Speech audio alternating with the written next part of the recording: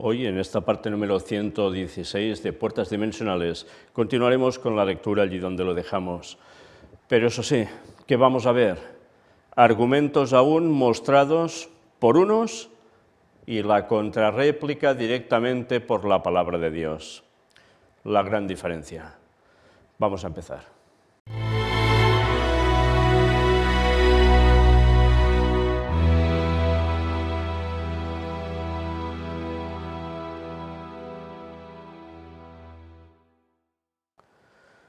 Pues vamos a continuar con la lectura del Conflicto de los Siglos, donde ya nos dice, para muestra de cómo los que creen en la salvación universal tuercen el sentido de las Escrituras para sostener sus dogmas deleterios para las almas, basta citar sus propias declaraciones.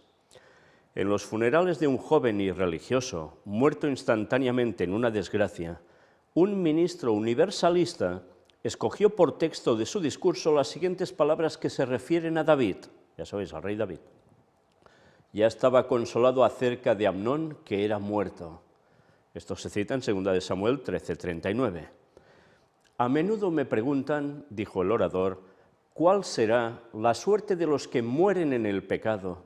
Tal vez en estado de embriaguez o que mueren sin haber lavado sus vestiduras de las manchas ensangrentadas del crimen, o como este joven, sin haber hecho profesión religiosa ni tenido experiencia alguna en asuntos de religión. Nos contentamos con citar las Sagradas Escrituras. La contestación que nos dan al respecto ha de resolver tan tremendo problema. Amnón era pecador en extremo, era impenitente, se embriagó y fue muerto en ese estado. David era profeta de Dios, debía saber si Amnón se encontraba bien o mal en el otro mundo. ¿Cuáles fueron las expresiones de su corazón? El rey David deseó ver a Absalom, porque estaba consolado acerca de Amnón, que era muerto. ¿Y qué debemos deducir de estas palabras? ¿No es acaso que los sufrimientos sin fin no formaban parte de su creencia religiosa? Así lo entendemos nosotros, y aquí encontramos un argumento triunfante en apoyo de la hipótesis más agradable, más luminosa y más benévola de la pureza y de la paz, finales y universales. Se había consolado de la muerte de su hijo. ¿Y por qué?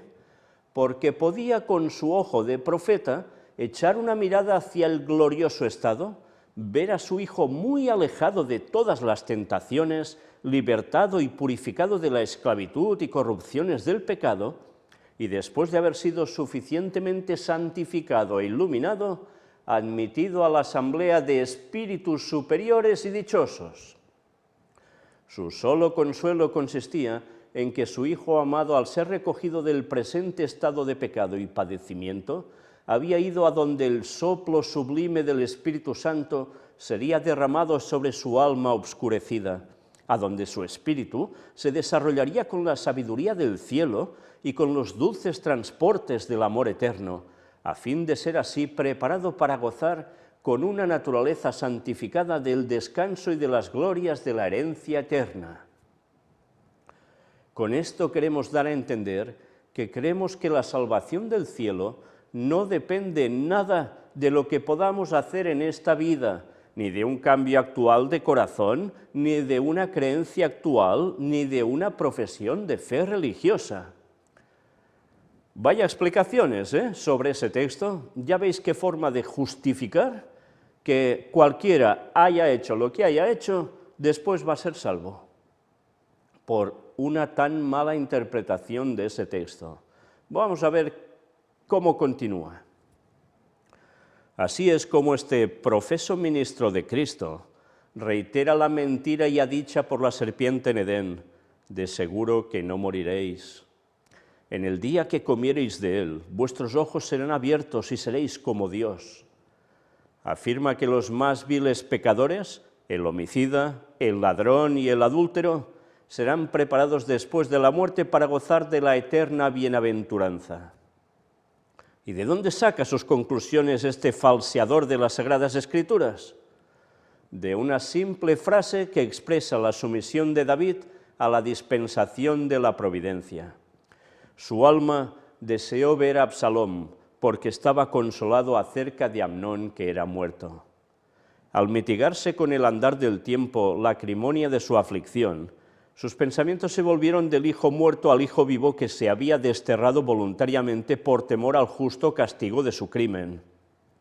Y esto es una evidencia de que el incestuoso y ebrio Amnón fue al morir llevado inmediatamente a la morada de los bienaventurados para ser purificado y preparado allí para la sociedad de los ángeles inmaculados. Fábula amena, por cierto, muy apropiada para satisfacer el corazón carnal. Es la doctrina del mismo Satanás y produce el efecto que él desea. ¿Es entonces de extrañar que con tales enseñanzas la iniquidad abunde? La conducta de este falso maestro ilustra la de otros muchos. Desprenden de sus contextos unas cuantas palabras de las Sagradas Escrituras, por más que en muchos casos aquellos encierren un significado contrario al que se les presta, y esos pasajes, así aislados, se tuercen y se emplean para probar doctrinas que no tienen ningún fundamento en la palabra de Dios. El pasaje citado para probar que el borracho Amnón está en el cielo no pasa de ser una mera conjetura a la que contradice terminantemente la declaración llana y positiva de las Santas Escrituras de que los dados a la embriaguez no poseerán el reino de Dios. Primera de Corintios 6:10, ahí está el texto. Y así es como los que dudan, los incrédulos y los escépticos, convierten la verdad en mentira. Y con tales sofismas se engaña a muchos y se los arrulla en la cuna de una seguridad carnal. Si fuese cierto que las almas de todos los hombres van directamente al cielo en la hora de la disolución, entonces bien podríamos anhelar la muerte antes que la vida. Esta creencia ha inducido a muchas personas a poner fin a su existencia. Cuando está uno anonadado por los cuidados, por las perplejidades y los desengaños, parece cosa fácil romper el delgado hilo de la vida y lanzarse hacia la bienaventuranza del mundo eterno. Claro, ¿cuántas personas no han reaccionado así? Si al final, bueno, pues Dios me va a salvar, me quito la vida y al menos termino con los problemas. ¿Sí?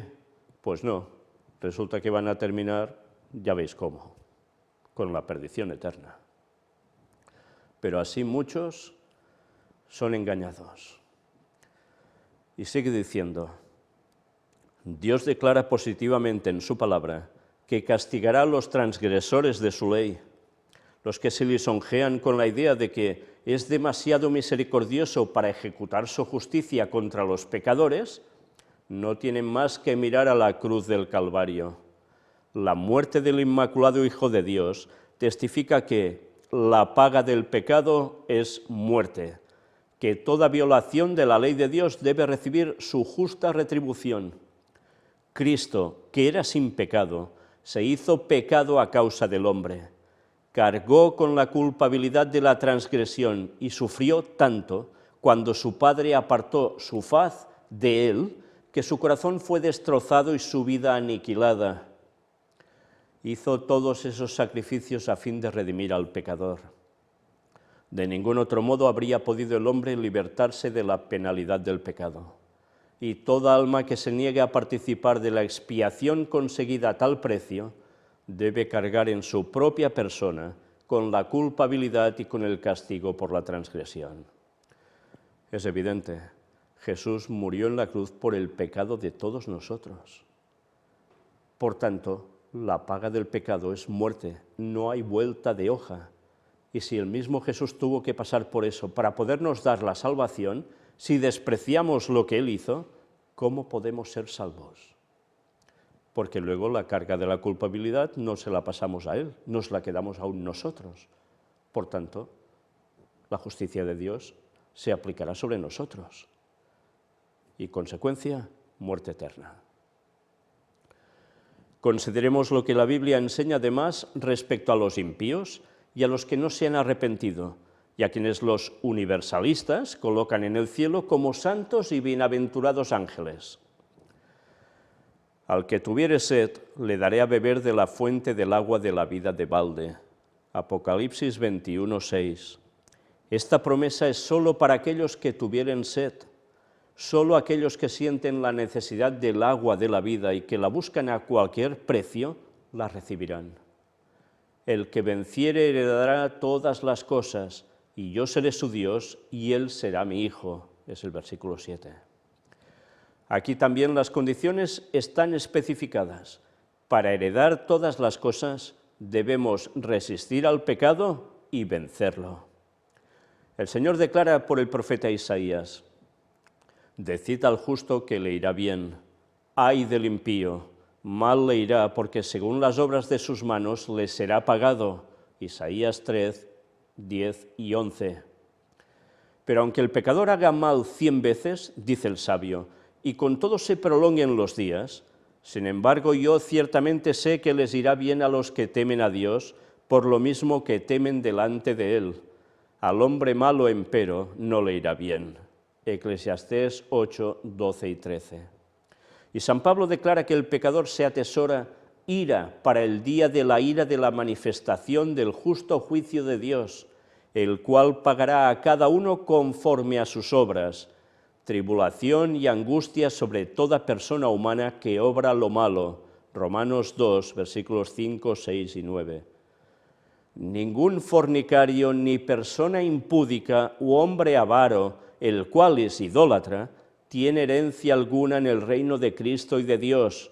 Efesios 5, 5. Seguid la paz con todos y la santidad, sin la cual nadie verá al Señor. Hebreos 12, 14. Bienaventurados los que guardan sus mandamientos, para que su potencia sea en el árbol de la vida, y que entren por las puertas en la ciudad. Mas los perros estarán fuera, y los hechiceros, y los disolutos, y los homicidas, y los idólatras, y cualquiera que ama y hace mentira. Apocalipsis 22, versículos 14 y 15. Mirad qué lista de textos uno tras otro, que no deja lugar a dudas, que quien la hace la paga. Sí, si no hay arrepentimiento y se pone todo en Cristo, quien la hace la paga. ¿Cuántos textos? Y aún hay más que ahora vamos a leer. ¿Cómo se puede contradecir cuando las cosas son tan claras, solo torciendo los textos, aislándolos, sacándolos totalmente de contexto, haciéndoles querer decir lo que a uno le da la gana? Es la forma que tienen para decir que al final, tranquilos, que aquí no va a pasar nada a nadie, todos salvos. ¡Qué locura! ¿Eh? ¡Qué locura! Ya vemos cómo Satanás es capaz de utilizar la misma palabra de Dios para torcerla de tal modo, para llevar incluso a la gente a la perdición. Sí, y a través de la propia palabra de Dios. Imaginaos lo importante que es estudiarla bien, con oración, guiados por el Espíritu Santo. Si no, evidentemente las conclusiones no son las de Dios, sino las de Satanás sobre el texto. Dios ha hecho a los hombres una declaración respecto de su carácter y de su modo de proceder con el pecador. Jehová, Jehová, Dios compasivo y clemente, lento en iras y grande en misericordia y en fidelidad, que usa de misericordia hasta la 1000ª generación, que perdona la iniquidad, la transgresión y el pecado, pero que de ningún modo tendrá por inocente al rebelde.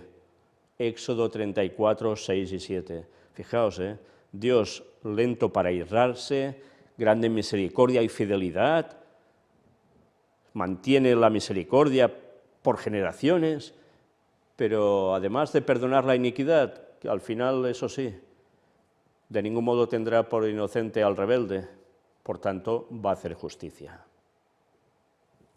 Y más textos. Destruirá a todos los inicuos, los transgresores, todos a una serán destruidos, el porvenir de los malos será cortado. Salmos 145, 20 y Salmos 37, versículo 38. Más claro, es imposible. El poder y la autoridad del gobierno de Dios serán empleados para vencer la rebelión.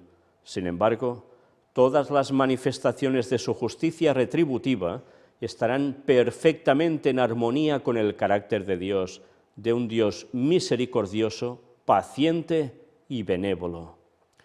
Y mirad si no llega a aguantar Dios las rebeliones. Vaya que sí, aguanta, pero al final sí, pondrá ese punto y final a las rebeliones, porque todo aquel que no se arrepienta y quiera cambiar de corazón y quiera ser guiado por Dios, va a terminar así.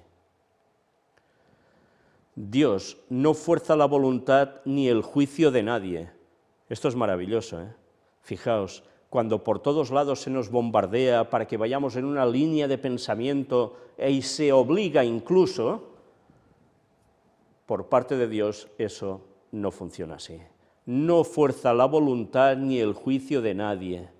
Sí, es cierto, nos habla de un modo u otro, actúa en nosotros y por nosotros, pero no obliga, no obliga. Libre albedrío. No se complace en la obediencia servil. Quiere que las criaturas salidas de sus manos le amen porque es digno de amor. Quiere que le obedezcan porque aprecian debidamente su sabiduría, su justicia y su bondad. Y todos los que tienen justo concepto de estos atributos le amarán porque serán atraídos a él por la admiración de sus atributos. Sí, porque a Dios hay que amarlo, porque él lo que desprende es amor y en consecuencia eso te hace corresponder a ti lo mismo, te lo genera para que te acerques a él, para ser atraído por él gracias a sus atributos. Así es como se sirve a Dios, no por obligación, no por terror cósmico, por amor, pero evidentemente tiene que haber un temor al Señor. Los principios de bondad, misericordia y amor enseñados y puestos en práctica por nuestro Salvador son fiel trasunto de la voluntad y del carácter de Dios. Cristo declaró que no enseñaba nada que no hubiese recibido de su Padre. Los principios del gobierno divino se armonizan perfectamente con el precepto del Salvador: amad a vuestros enemigos. Dios ejecuta su justicia sobre los malos para el bien del universo y hasta para el bien de aquellos sobre quienes recaen sus juicios. Sí, hay gente que esto ni se lo plantea así ni por casualidad. Él quisiera hacerlos felices, si pudiera hacerlo de acuerdo con las leyes de su gobierno y la justicia de su carácter. Extiende hasta ellos las manifestaciones de su amor, les concede el conocimiento de su ley y los persigue con las ofertas de su misericordia. Pero ellos desprecian su amor, invalidan su ley y rechazan su misericordia. Por más que reciben continuamente sus dones, deshonran al dador. Aborrecen a Dios porque saben que aborrece sus pecados. Claro, y como la gente no quiere cambiar, pues entonces ¿qué hacen? Aborrecer a Dios. No falla. En vez de aborrecerse a ellos mismos por lo mal que hacen las cosas pecando. El Señor soporta mucho tiempo sus perversidades, pero la hora decisiva llegará al fin y entonces su suerte quedará resuelta. ¿Encadenará Él entonces estos rebeldes a su lado? ¿Los obligará a hacer su voluntad? Los que han escogido a Satanás por jefe y que se han puesto bajo su poder no están preparados para entrar en la presencia de Dios. El orgullo, el engaño, la impureza, la crueldad se han arraigado en sus caracteres. ¿Pueden entonces entrar en el cielo para morar eternamente con aquellos a quienes despreciaron y odiaron en la tierra? Es ilógico, ¿verdad? Es absurdo. La verdad no agradará nunca al mentiroso. La mansedumbre no satisfará jamás a la vanidad y al orgullo. La pureza no puede ser aceptada por el disoluto. El amor desinteresado no tiene atractivo para el egoísta. ¿Qué goces podría ofrecer el cielo a los que están completamente absorbidos en los intereses egoístas de la tierra? ¿Acaso podrían aquellos que han pasado su vida en rebelión contra Dios ser transportados de pronto al cielo y contemplar el alto y santo estado de perfección que allí se ve, donde toda alma rebosa de amor, todo semblante irradia alegría, La música robadora se eleva en acordes melodiosos en honor a Dios y al Cordero, y brotan raudales de luz del rostro de aquel que está sentado en el trono e inundan a los redimidos. ¿Podrían acaso aquellos cuyos corazones están llenos de odio hacia Dios y a la verdad y a la santidad, alternar con los ejércitos celestiales y unirse a sus cantos de alabanza? ¿Podrían soportar la gloria de Dios y del Cordero? No, no. Años de prueba les fueron concedidos para que pudiesen formar caracteres para el cielo, pero nunca se acostumbraron a amar lo que es puro, nunca aprendieron el lenguaje del cielo, y ya es demasiado tarde. Una vida de rebelión contra Dios los ha inhabilitado para el cielo. La pureza, la santidad y la paz que reinan allí serían para ellos un tormento, la gloria de Dios un fuego consumidor. Ansiarían huir de aquel santo lugar, desearían que la destrucción los cubriese de la faz de aquel que murió para redimirlos. La suerte de los malos queda determinada por la propia elección de ellos. Su exclusión del cielo es un acto de su propia voluntad y un acto de justicia y misericordia por parte de Dios. Es evidente, ¿no? Fijaos que todo es de una claridad inmensa. Es totalmente imposible contradecir la lógica de todos estos argumentos bíblicos desarrollados aquí de un modo aún más amplio para que el más tonto pueda entenderlo. Del mismo modo que las aguas del diluvio, las llamas del gran día proclamarán el veredicto de Dios de que los malos son incurables. Ellos no tienen ninguna disposición para someterse a la autoridad divina. Han ejercitado su voluntad en la rebeldía, y cuando termine la vida, será demasiado tarde para desviar la corriente de sus pensamientos en sentido opuesto, demasiado tarde para volverse de la transgresión hacia la obediencia, del odio hacia el amor. Sí, demasiado tarde. Ya no habrá posibilidad de cambiar. Por tanto, lo que hayas hecho aquí, lo que hayas dicho aquí, lo que hayas pensado aquí, es lo que va a determinar el juicio sobre ti, para salvación o para perdición.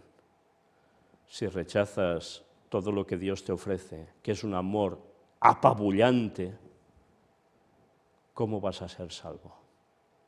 Si quieres seguir haciendo tu vida de cualquier modo, bajo excusas, las que sean, ¿cómo vas a estar en comunión con los seres del cielo? ¿Podrás resistir la gloria de Dios? Imposible, quedarías fulminado. ¿Estarás a gusto con los ángeles que estarán alabando al Señor, que serán siempre alegres porque son así, y estarán siempre en paz, y tú estarás bien en esa atmósfera, o querrás aún seguir pensando en hacer lo que no toca? ¿Cómo vas a estar a gusto en ese lugar? Fijaos qué suele pasar. La gente que le gusta pecar se siente a gusto con los que siguen al Señor, que con su carácter y sus obras y sus palabras muestran el amor de Dios. Ellos se dan cuenta y lo admiran eso, pero a su vez quieren seguir su vida. ¿Y entonces qué sucede? Pues que prefieren estar lejos de las personas que siguen al Señor, porque es una reprimenda continua para ellos. Y ya se sabe que cuando se aborrece lo bueno, se corta como sea con ello. Y eso ha llevado a muchísimas gentes a ser mártires, mártires por seguir al Señor. ¿Puede alguien ser salvo en unas condiciones totalmente alienas a Dios y a su palabra y a su bondad? Es imposible.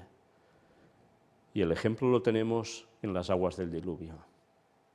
Estamos preparando todo lo que grabamos hace 7 años cuando estuvimos allí de expedición al Arca de Noé en Turquía, en el monte Ararat.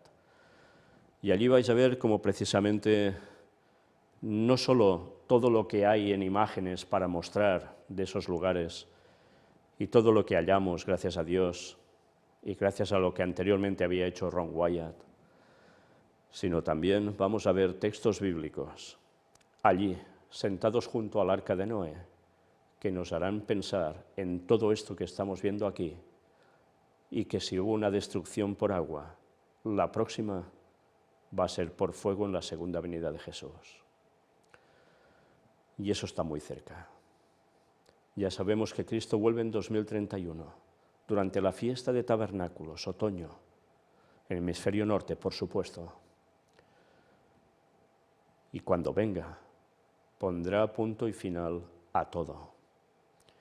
Y unos serán trasladados al cielo para salvación, vivos que no habrán pasado por la muerte, 144.000, a los cuales se van a añadir los resucitados de todas las épocas que Dios determina que van a ser salvos, pero por el otro lado, el resto va a quedar fulminado de los que estén vivos y no hayan querido aceptar lo que Dios es para sus vidas en verdad.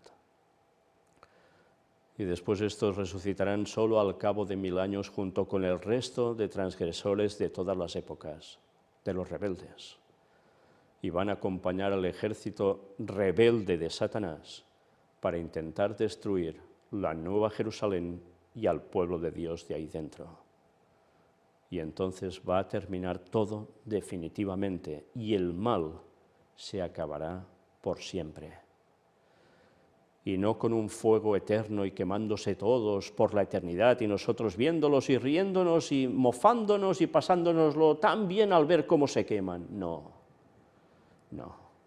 Y así por la eternidad, y esto algunos lo enseñan y tanto se lo creen. Qué lástima, este no es el carácter de Dios.